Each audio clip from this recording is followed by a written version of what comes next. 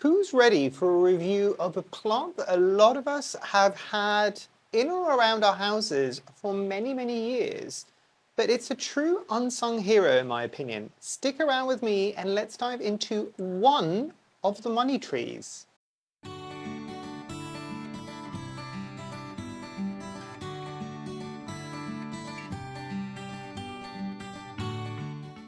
Hi, my name is Memo, this is my channel, Houseplantygoodness, and essentially it's a place where I like to geek out about my big passion. You might be able to see some of it behind me, it's tropical houseplants.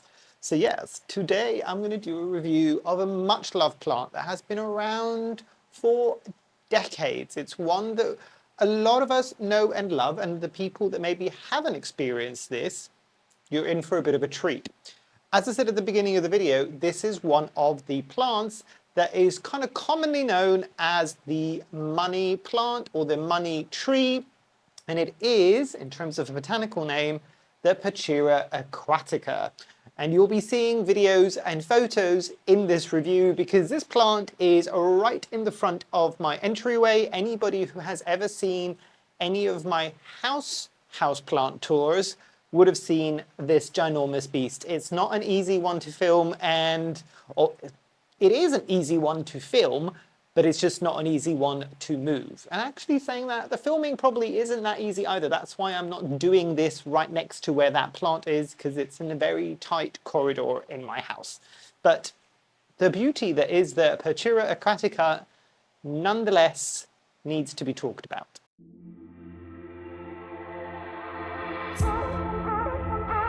So a bit of background on this plant, and I'm not going to go into the kind of mythology behind why it's called the money tree, but I do encourage you to have a quick look around online and you'll see all forms of actual stories as to why this is sometimes considered the money tree or the money plant. It's to do with sometimes the braiding of the stems. Mine does not have a braided stems, and it's one of the big suggestions that I would have for you as well.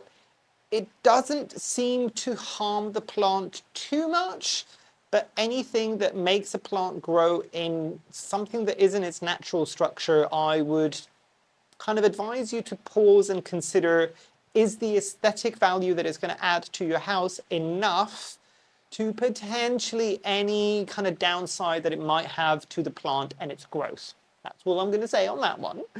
But yeah, in terms of background with this one, and in terms of how it came into my care, it was one that I think I found in a big box store or a supermarket. I don't even remember. This should tell you something.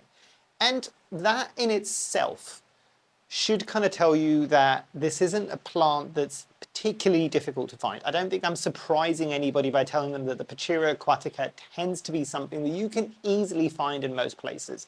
When I first got this plant, and I'll see if I can find a picture and add it here, it was a diddy little plant. It was a little kind of in a small pot, and it was a small plant, and it had like one stem, I think, at that point, and it was kind of branching out everywhere and stayed relatively compact for a long period of time. But it was one that interestingly, I was one of the people that had never grown this. I had seen this around over the years, and again, part of the background of this plant is what I was just saying. It's been around for years, decades even. And that is one of the big reasons why I think this deserves a review.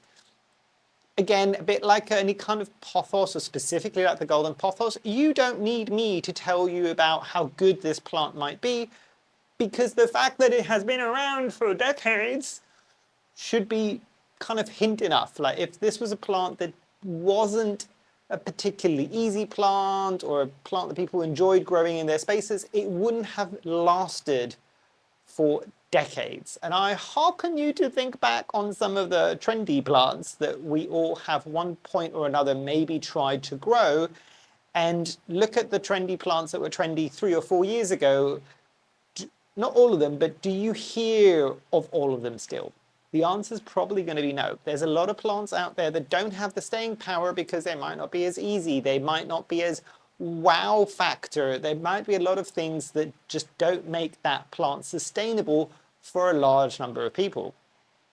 Instead, plants like Pachira aquatica, because it seems to do well enough without too much human intervention. So when I saw this, I'm just like, you know what? It's been a while. I don't think I've ever tried this. Let's give this a try.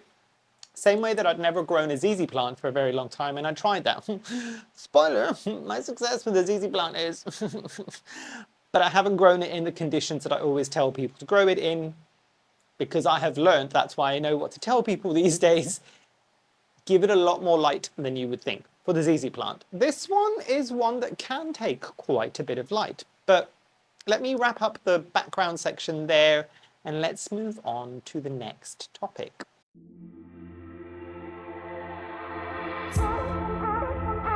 So speed of growth with this beautiful plant. This is actually, I would say, for me, in my experience, in my care, and in my conditions, which in this situation has never been in the conservatory. This is a true house plant review. This is a plant that grows at an average speed. So let's benchmark this the way that I would normally do. So if a golden pothos, not in this space, again, we're trying to keep this equal and similar. So if a golden pothos in my household conditions, getting relatively decent conditions in terms of light and watering and all of these things, might grow, say, 1 to 2 new leaves every month on each stem in the growing period, so the spring and summer. I do find for the people that watch these review series that the plants that I have, even the golden pothos in household conditions, are still quite vigorous growers, but not as vigorous as they are in here, because this is almost ideal conditions for it in here. So bear that in mind. But for this review, for the Pachira aquatica, keep in mind that 1 to 2 new leaves each month on each growing stem in the growing season. Now, the Pachira aquatica will get about 1 leaf each month, basically, on average, at least in my experience, and it's getting relatively decent light as well. So what that tells me is it a slow plant? No, I wouldn't class the Pachira aquatica as a slow plant. Is this the fastest plant that you can grow? Again, in my experience, and please, please, please, please, I do implore you, if your experiences vary from mine at any point during this review, do let us all know down below. I love these types of more common plant reviews because there's a lot more people out there that can share their experiences. So I think anybody who wants to and feels inclined to, please do so down below, because you would help a lot of people like myself, maybe where we've never grown this. And again, for the people that have been in here for a while, my family has never grown this plant either. So I was going into this blind enough that without personal experience, if that makes sense. I'd seen quite a few people online that have owned it, and I've known friends and family who have owned it. It's just me directly and my family, my immediate family, have never grown it. But yeah, for me, kind of average towards fast, actually. In the growing season, it tends to kind of be a bit more speedy, so you might even get a second leaf in the same month on that one growing stem. But even in the winter months, I tend to get some decent growth on this plant. So it might not be, so it doesn't stall. That's what I mean. It's decent growth in the sense that you will get maybe 1 leaf every couple of months, and that's fine. And to be fair, the plant that I have now, and hopefully I've got a video that I can put on here, is currently pushing out 2 new leaves. It's just taking a bit longer than it would do in the summer. So in the summer, from the moment that that leaf emerges, which is very, very tiny, and it swells up to become much, much larger, it might take about a month for that to happen. In the winter, it might be a month and a half, it might be 2 months. So it's just that you need to remember, but there is still growth that happens, at least in my experience, even in the winter.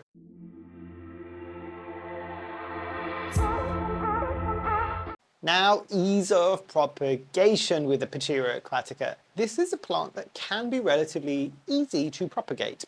And I don't know if there's going to be a picture or video. I'll see if editing memo, if not, I might quickly kind of go and grab a video or a picture so I can show you. Mine has 2 points, basically, that it's growing from. And if I'm not mistaken, I have branched this out a couple of times because I took cuttings from it, and I did propagate it relatively successfully as well. So a few things to kind of bear in mind if you are trying to propagate the Pachira aquatica. Take a relatively long cutting on the stem, make sure there are nodes. So the nodes in the Pachira aquatica are quite easy to find because the internodal spaces, so the space between the nodes, is actually generally quite large. So you can easily see where that node is. And it will be where there's the growing stem, and then there's the petiole, which is what attaches to the leaf. It's the thing that connects the leaf to the growing stem. And you'll see a node, and usually there's even a little sprout in the little kind of nook of the actual node. So that is something that should be relatively easy to spot, but you want to give it a bit more. Then what you would do is, if there's a lot of leaves above, make sure that you remove most of them. Maybe leave only 1 or 2 leaves. And then you've got a couple of options, and I've tried both of these with good levels of successes with both. One, you can kind of like let it callus over. I would say let the bit that you've cut off from the stem, let it dry out in just open air. Just leave the cutting somewhere for like half a day and then pop it into some water. Just make sure that you remember to refresh that water. If you want to propagate it in something like soil, it's relatively easy to do that as well. In that situation, I found that a tiny bit of rooting powder will do wonders. Generally speaking, you want to do this when this plant, because I've tried it both ways and both ways worked, but I would say prefer to put down the snippers at this time of the year, as in like autumn and winter, and maybe do it in spring and summer. Ideally towards the beginning of spring, so it's got the growing season to really bed in, because it will take a hot minute to kind of root in, but it does beautifully. And actually, I don't have any of the propagates that I propagated from this plant because they became their own plants and I didn't have any space to kind of keep them anywhere, so I have given them as gifts to friends, and they are more than happy with most of them. Most of them now are actually almost at the same size as my plant is. So a nice and easy plant to propagate. Does it root particularly fast? It does take its time. Be wary of that seasonal thing. As I said, I did it in the winter and I did it in the spring.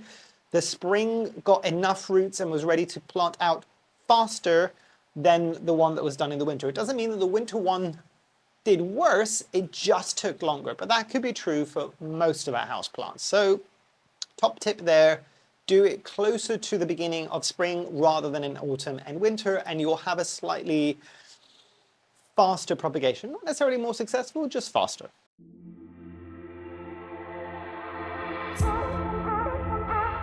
And availability for the Pachira aquatica. I mentioned this earlier on. I'm going to go blue in the face by saying this. This is a plant that has been around for a while, which generally means the same thing that I bought mine. Mine is probably, and the video title will have this, at least 5 years, if not older actually at this point. And I got it from a supermarket. I think either a supermarket, I'm got vague memories of a supermarket rather than a big box store. But you can find these, and you can find them in small sizes. I think it was a supermarket because mine was small. Anytime I've seen it in a box store, they tend to be a bit bigger. Or like if you go to the big box stores or a plant shop, you'll tend to get them as slightly more established plants. A lot of the time you will find both versions. So you will find the braided version or just the standard version without the stems being braided around. Part of the kind of myth around the money tree and money plant is for the braided stems as well, but I'm gonna leave that there. But super, super easy to find. Super, super easy to find. Do I think this is going to change anytime soon? No. I have a vague suspicion that there is a variegated version of this plant. I think I remember seeing this a while back. I might be talking utter rubbish, and I will kind of correct myself if it is. But I think there is a variegated version of this plant. I have personally never grown it. If you have, and it does exist, do let us all know down below if the care of it changes at all. But super accessible. You can find it in most places. You don't even need to look that hard, and super affordable. Like, I think I got mine definitely in the single digits. It really wasn't a particularly expensive plant. Would I have gotten a bigger plant? Possibly would have been on the low double digits, but it wouldn't have ever been stupidly expensive because, again, they're all over the place. So do I think this is going to change anytime soon? Truthfully, no. It's been in production for decades. This isn't something that's going to suddenly get really, really expensive. But if there is something like a variegated version that I'm vaguely remembering, then yes, that might be slightly more expensive because there's probably not that many around or available, or people maybe aren't as aware of them, so they will have a slightly higher price point, I would imagine. Now, if these plants had anything along the lines of, and I'm trying to remember what it's called now, I'll see if I can find it and put it at the top. There are certain pests or pathogens or viruses or bacteria or fungi, I can't remember which one it is now, that specifically target very specific plants. So I think there's a few that were on the banana plants, and if you want to do a deep dive and a geek out on some botany, have a look at how we got to the bananas that we all have to get now in the supermarkets and how that came about versus other species of bananas. And then also there's things like bugs that, I can't remember if it's a pathogen or a pest, or it might even be a virus that happens to some palm trees. So if anything, and this applies not just to the Pachira aquatica, I'm going on a bit of a tangent here, but bear with me.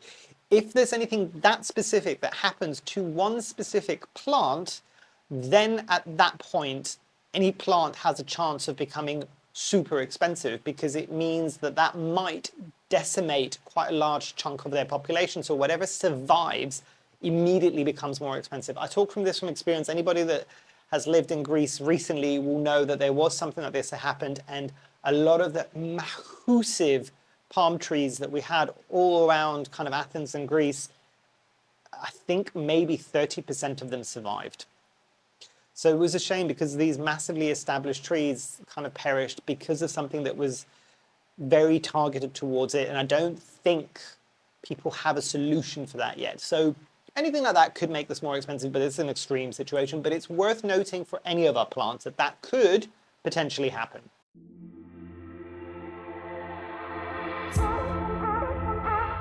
Now, when it comes to pests with this plant, it's an interesting one, because I can tell you what I've never had on it, I think.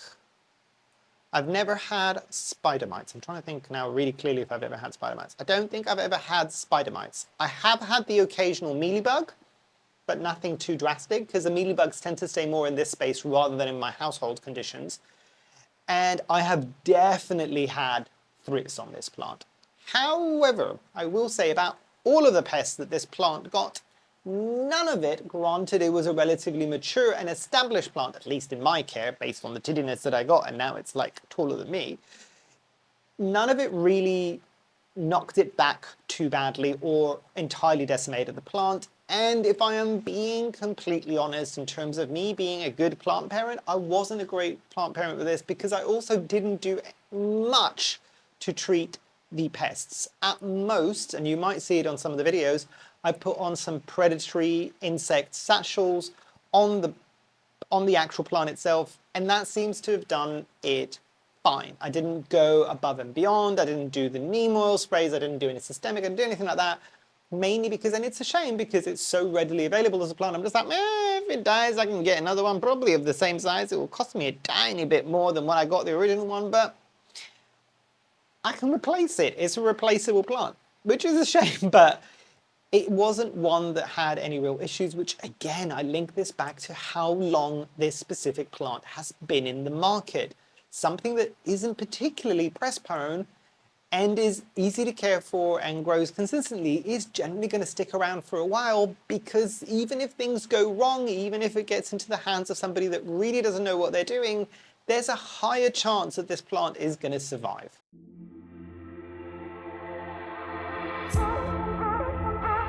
Now into accessories and care for this one. So, a couple of things to bear in mind, especially if you've never experienced a Pachira aquatica, if the only thing you've ever seen and paid attention to are those leaves. So obviously, let's start with the leaves.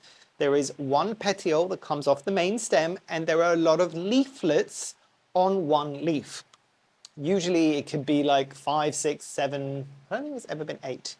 I'll do the measurements or counts and kind of tell you on there. I might even be talking complete rubbish and it might just be the same number every time. But loads of leaflets on the one petiole basically. But in theory, it is one leaf as far as I'm aware. Now, the big thing with this is that stem.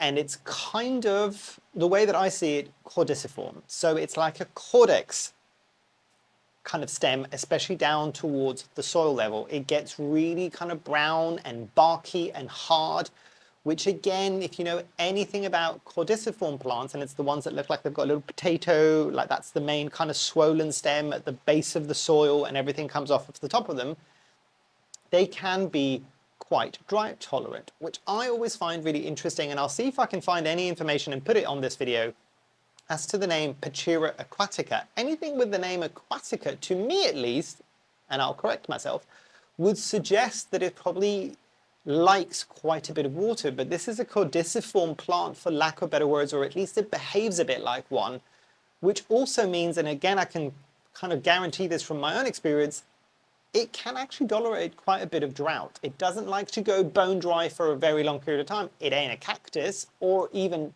fully a succulent, if that makes sense. So just it's a bit more forgiving if you forget a bit of watering. You are more likely to cause trouble to this plant if you are an overwaterer. And I do have a solution for you there as well, because I myself am an overwaterer. So one of the things that I found worked really well with this is I had it in semi-hydro without a reservoir, never with a reservoir. And it just generally meant that it kind of, whenever it got watered, it would dry out and then I would re-water it. Did that maybe slow down its growth a bit? Yes, but I think that was less to do with the semi-hydro and the fact that I kept it in a very small pot, although it did try its damnedest. Now, light levels.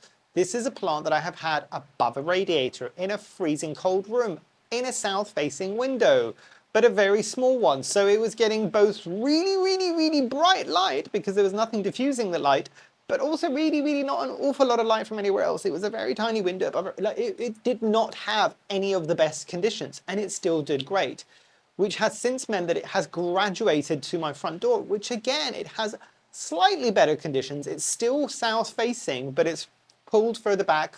There's glass on my front door that's kind of frosted, so it does get a bit more of a filtered light there, but it is right where the front door of the house is. So summer, winter, all of these things, whenever that door swings open, in the winter, for example, it gets a blast of cold air.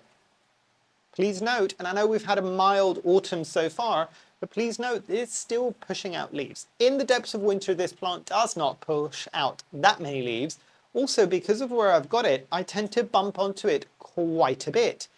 And it really hasn't really had much of an issue in terms of mechanical damage. Yes, some of the leaves might get bashed around a bit, but by and large, it tends to do okay. So there is that to be kind of said about it. At the moment, I'm growing it in very chunky arrowed soil mix, and it's not even an arrowed soil mix, I lie. It is an anthurium soil mix. That should tell you how airy this plant is. I wasn't even able to get out all of the pon, so the pon is, some of it is still in there. Best life, best life. Did it take a beating of going directly from semi-hydro into soil? Not in terms of the plant growth, but it did stall for about 6 months, 4 to 6 months. It did take a while to kind of bounce back and realize, oh, I'm in a new environment now, let's go exploring with my roots.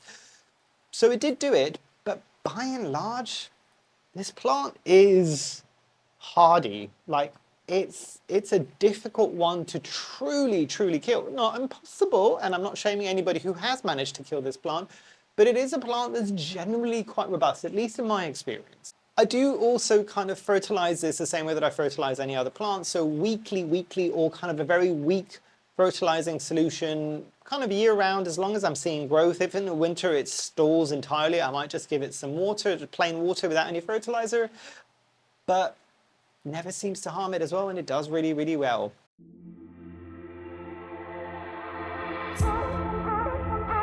Now let's come into some of my final thoughts, and you might have figured most of these final thoughts out already based on how much I've been gushing throughout the video. So, knowing what I know now, if I didn't own this plant and I was to find it in front of me and consider buying it, would I buy it? Yes, I would definitely buy it. It's not an emphatic yes, because it's just more that awareness that I can buy it at any point that I want. The reason why I still say yes is, and there's a slight bit of hesitation, is it depends on where I'm living, and it depends on if I've got enough space, because actually, as a small diddy plant, it really wasn't that impressive to me. When it started getting massive and becoming like a dense canopy of leaves, completely in my ballpark. You can tell that I maybe like big plants. But that's just for me. You can also keep it relatively small. It did stay relatively compact as long as it was in that semi-hydro and a smaller pot, mainly because I was constricting it quite a bit. But definitely a plant that I would kind of, if the conditions were right to what I had to give it, which isn't very difficult in terms of the condition, note everything else I've said in this video, I would definitely purchase this. And now in terms of a score, so 0 being the worst, 10 being the best, where would I place this? A solid 7 or an 8. Possibly even bump it up to a 9. This plant I really, really enjoy. There's something about those kind of multiple leaflets, the fact that it can grow quite tall, it's not particularly challenging, because, and I will say this, a lot of the big, easy statement houseplants that you can get, a lot of the times they're not that easy, and a lot of the times they also don't get that tall. So this can give a bit more of a kind of tree vibes if it gets truly, truly ginormous. But if you think about it, the fiddle leaf fig, not the easiest plant to care for, and it can be quite slow to get to a huge size unless you buy it huge as well. A lot of these things, any of the palms, the indoor palms, and I know there's one or two, I think the Kentia palm might be one of the easier ones, I think. But even that is stupidly expensive. It's one of the easier ones, I guess, but that's probably why it's so expensive. I don't think it's particularly fast, that's why it's so expensive. Like, there's a lot of things, but this is one that is quite approachable, and it can still give you that big, big wow plant somewhere in your house without causing you too much of a headache and without it being exorbitantly expensive. So yeah, really decent score for this one. And I am really, really glad that I finally got to try this. And I was even telling my mother recently when I was back, going, you really should get one of these. I keep seeing them everywhere, but I've never really bought them. I'm just like, grab one, thank me later. And she will, I think, soon get one of those as well. So Pachira aquatica definitely got a bit of a thumbs up for me. But yeah, what did you think? Do you want me to do a few more of these more common houseplant reviews? I did like the golden pothos a while back, and I think I did a couple of other kind of more common houseplant reviews, and it went down quite well. I think everybody quite liked chiming in with their stories, and I'm hoping the same thing might happen with this video. But yeah, do let me know down below what your experiences have been with this. If you want more kind of common houseplant reviews, just so we can all kind of share our experiences. And again, for anybody that's maybe just starting off, they're not common to you yet. They're all new and exciting. So this might be a nice opportunity to kind of learn a few things from people that have grown them for a tiny bit of time at least. But yes, hopefully you've enjoyed. Hopefully I shall see you here soon. And I truly, truly hope that you have a great rest of your day. Thanks. Bye.